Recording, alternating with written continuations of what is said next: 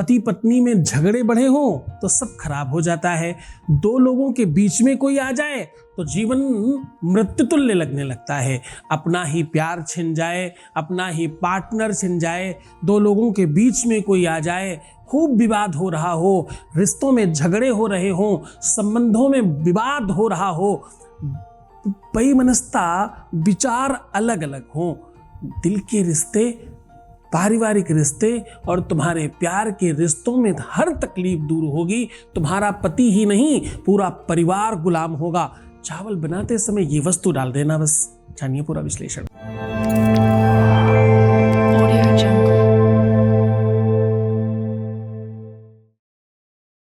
आज हम कह रहे हैं सरलता की हद पार उपाय। आज का उपाय बहुत स्पेशल है। घर में चावल बनाते समय ये चीज डाल दीजिए। आपका पति ही नहीं, आपका पार्टनर ही नहीं, आपका प्रेम ही नहीं, आपका पूरा परिवार आपके वश में होगा। आपका पूरा का पूरा परिवार आपसे प्रेम करेगा। पारिवारिक प्रेम के लिए, दाम्पतिक प्रेम के लिए, सांसारिक प्रेम के लिए पूरा विश्व आपका होगा। आपकी शुरुआत आपके घर से होती है। आप सुखी हो, समृद्धशाली हो, बेहतर हो, कुछ भी अच्छा होने वाला हो, वो तुम्हारे घर से शुरुआत होती है। और जानकर आपको बहुत आश्चर्य होगा, पाक शास्त्र में आपके घर में जो चावल बनते हैं ये सबसे महत्वपूर्ण माने जाते हैं। बड़े बड़े संत, ऋषि, महात्मा हर घर के बने हुए चावल नहीं खाते। खीर तो खा सकते हैं, चावल नहीं खाते। मान्यता है ऐसी। चावल कुछ और नहीं, चावल अपने आप में सबसे महत्वपूर्ण वस्तु है। चावल को संस्कृत में अक्षत बोलते हैं। अक्षत का मतलब होता है जिसकी क्षति ही ना हो। क्षति मतलब जो टूटे ही नहीं, खत्म ही ना हो कभी। देखो इसके साथ कितनी विडंबना होती है। चावल का जीवन और एक स्त्री का जीवन, एक बिटिया का जीवन बिल्कुल समतल्य होता है। इसी वजह से तो विवाह में धान परोसे जाते हैं, धान डाले जाते हैं। पूजा होती जब विवाह वाली, उसमें धान की जरूरत पड़ती है। और यह सबसे महत्वपूर्ण रीति रिवाज है। क्यों? क्योंकि धान बोया कहीं और जाता और रोपा कहीं और जाता।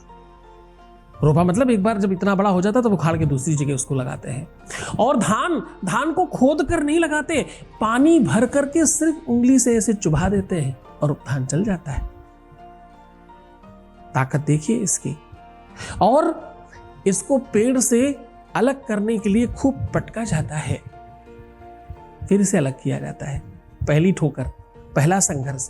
दूसरा संघर्ष, इसके ऊपर का छिलका निकालने के लिए दो पत्थरों के बीच में इसे रगड़ा जाता है, फिर इसका छिकला अलग होता है। इतनी विषमताओं के बावजूद भी जो नहीं टूटे उसका नाम स्त्री और चावल है। चावल सामान्य बात नहीं है।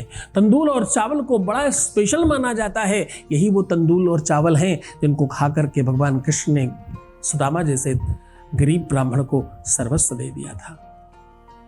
हाँ, यही वो चावल हैं जिसकी वजह से भगवान शिव माता पार्वती के हो गए।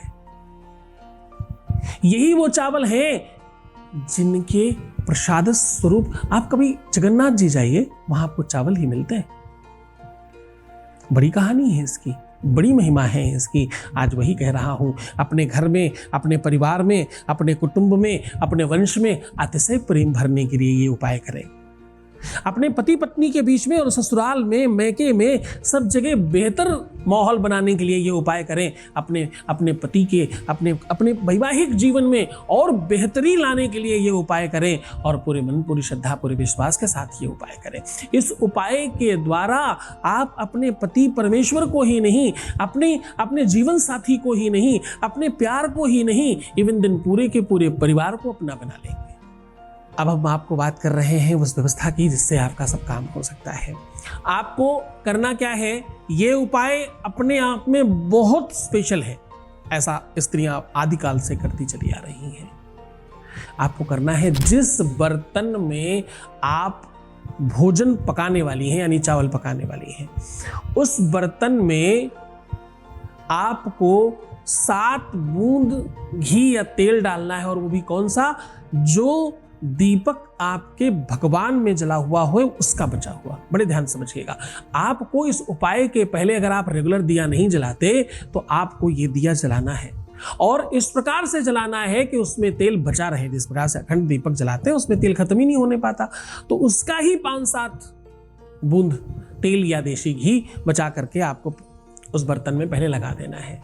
और उसके बाद चावल पकने की प्रक्रिया जो भी आपकी व्यवस्था है, आप सबसे पहले चावल डालें फिर पानी डालें, ऐसा करना चाहिए। वैसे नॉर्मली भी ऐसा मानते हैं, शुद्धता बनी रहती है, कैसे कहते हैं ऐसा करने से।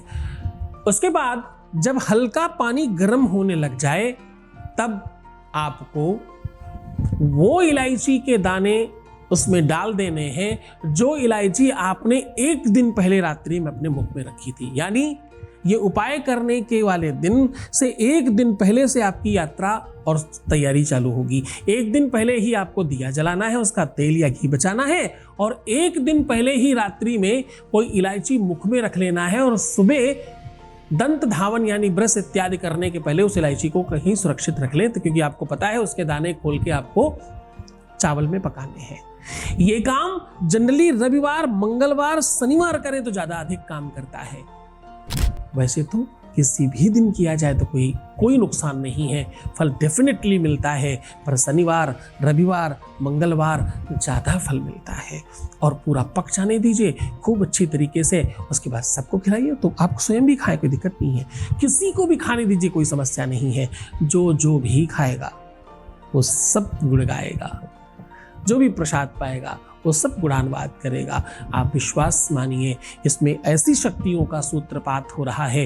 कोई मंत्र नहीं है, कोई आपको कुछ बोलना नहीं है, कुछ नहीं करना, सब स्वयं वो हो रहा है, और सब अपने आप होगा जो तुम्हारे लिए जरूरी है।